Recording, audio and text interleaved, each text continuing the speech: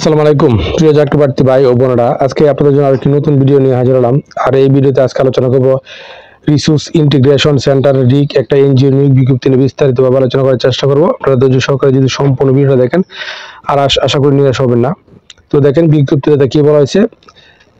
Resource integration centre রিক একটি জাতীয় পর্যায়ে বেসরকারি উন্নয়ন সংস্থা। সংস্থাটি micro credit regulatory authority MRA হতে সনদপ্রাপ্ত এবং সনদ নম্বরিত। বর্তমানে সমগ্র বাংলাদেশের সংস্থার বিভিন্ন কর্ম এলাকার কার্যক্রম বৃদ্ধির লক্ষ্যে জরুরি ভিত্তিতে জননিয়োগের জন্য আগ্রহী প্রার্থীদের নিকটে দরখাস্ত আহ্বান করতেছে।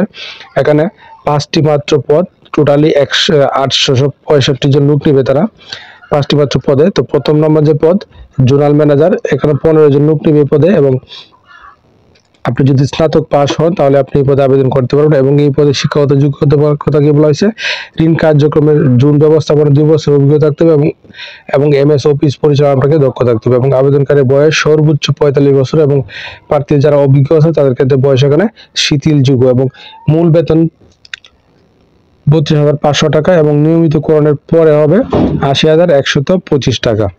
2 নম্বরে যে পদ এরিয়া ম্যানেজার, এখানে 50 জন লোক নিবে তারা স্নাতক পাস হলে এই পদে আপনি আবেদন করতে পারবেন। এবং এই পদে শিক্ষাগত যোগ্যতা প্রয়োজন হবে।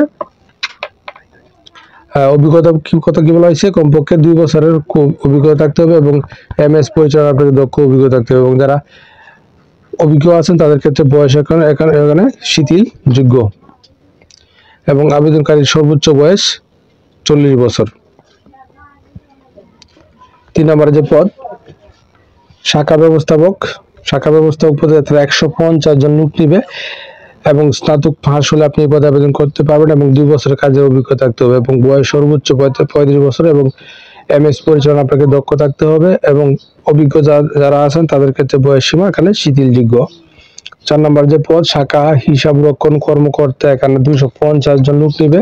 আপনি স্নাতক পাস হলে এই পদে আবেদন করতে পারবেন এবং এই পদের জন্য 2 বছরের অভিজ্ঞতা থাকতে হবে এবং এমএস ও এফআইএস প্রতিবেদন প্রস্তুতে আপনাকে পারদর্শী হতে হবে এবং এমএস অফিস পরিচালনাকে দক্ষ থাকতে হবে এবং মূল আবেদনকারী বয়সসীমা সর্বোচ্চ 35 বছর এবং অভিজ্ঞ যারা আছে তার ক্ষেত্রে বয়সসীমা শিথিলযোগ্য এবং নিয়মিতকরণের পর আপনাকে বেতন দেওয়া হবে 41,325 টাকা। এবং 5 নম্বরে যে পদ ক্রেডিট অফিসার পদে তারা 400 জন লোক নিবে। আপনি যদি এইচএসসি পাস হন তাহলে আপনি এই পদে আবেদন করতে পারবেন এবং 1 বছরের কাজে অভিজ্ঞতা থাকতে হবে। বয়স সর্বোচ্চ 32 বছর এবং অভিজ্ঞ যারা আছে তাদের ক্ষেত্রে বয়সসীমা এখানে শিথিলযোগ্য। তো এই পদগুলোতে আবেদন করতে গেলে আপনাকে আরো কিছু বিষয় জানতে হবে। এখানে কি দেওয়া আছে দেখেন, আবেদনকারী বাংলাদেশ যে কোনো স্থানে মাঠ পর্যায়ে সংস্থার কর্ম এলাকায় কাজ করার মন মানসিকতা থাকতে হবে এবং আবেদনকারী মোটরসাইকেল ড্রাইভিং বৈধ ড্রাইভিং লাইসেন্স থাকতে হবে এবং নিয়মিত পুরুষ নারী কর্মীদেরকে বাধ্যতামূলক মোটরসাইকেল চালাতে হবে। 3 নম্বরে কি বলা হয়েছে, নিয়োগপ্রাপ্ত সকল ব্যক্তিদের শিক্ষানবিশ শেষে কর্মমূল্যায়নের ভিত্তিতে চাকরি স্থায়ীকরণ করা হবে এবং তখন থেকে সংস্থার প্রদত্ত সকল সুযোগ সুবিধা যেমন 2টি উৎসব বোনাস, জীবনযাত্রা ব্যয় ভাতা, কৃষি ঝুঁকি ভাতা, লাঞ্চ ভাতা, বৈশাখী ভাতা, কমিউনিকেশন ভাতা, মোবাইল ও ইন্টারনেট ভাতা, provident fund, gratuity fund, loan gratuity, তারপরে কর্মী কল্যাণ নীতিমালা অনুযায়ী ও পরিবারের সদস্যের চিকিৎসা করার দূরবর্তী ভাতা, motorcycle loan, mobile SIM, laptop, tab ও ফুয়েল বিল ইত্যাদি আপনাদেরকে প্রযোজ্য হবে এবং ঢাকা সিটি কর্পোরেশন কাজ করতে আগ্রহী প্রার্থীদেরকে অগ্রাধিকার দেওয়া হবে এবং ষষ্ঠ পদে কমপক্ষে 2 বছরের কাজ করা আপনাকে মন মানসিকতা থাকতে হবে এবং আগ্রহী প্রার্থীগণ 31 আগস্ট 2024 তারিখের মধ্যে পরিচালক রিসোর্স ইন্টিগ্রেশন সেন্টার রিক বরাবর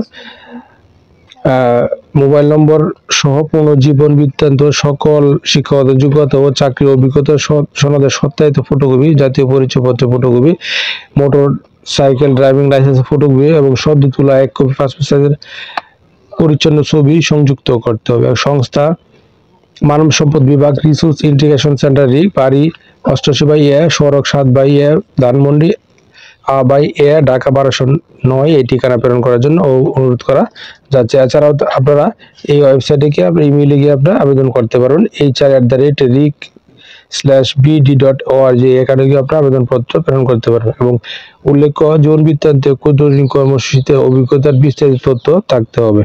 নিয়োগ বিজ্ঞপ্তির সংস্থার ওয়েবসাইট আপনারা সবকিছু এখানে জানতে পারবেন এবং কামের উপর পদের নাম ও যে জেলায় কাজ করতে আগ্রহী সেই জেলা উল্লেখ করতে হবে এবং এখানে বিশেষ দ্রষ্টব্য কি বলা হয়েছে, আপনি এই নিয়োগ সম্পর্কে যদি আপনি আর্থিক লেনদেন করেন সে বিষয়ে কিন্তু তারা কোনো দায়ী থাকবে না।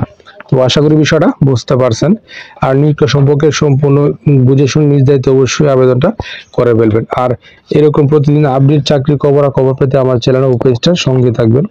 ধন্যবাদ সবাইকে।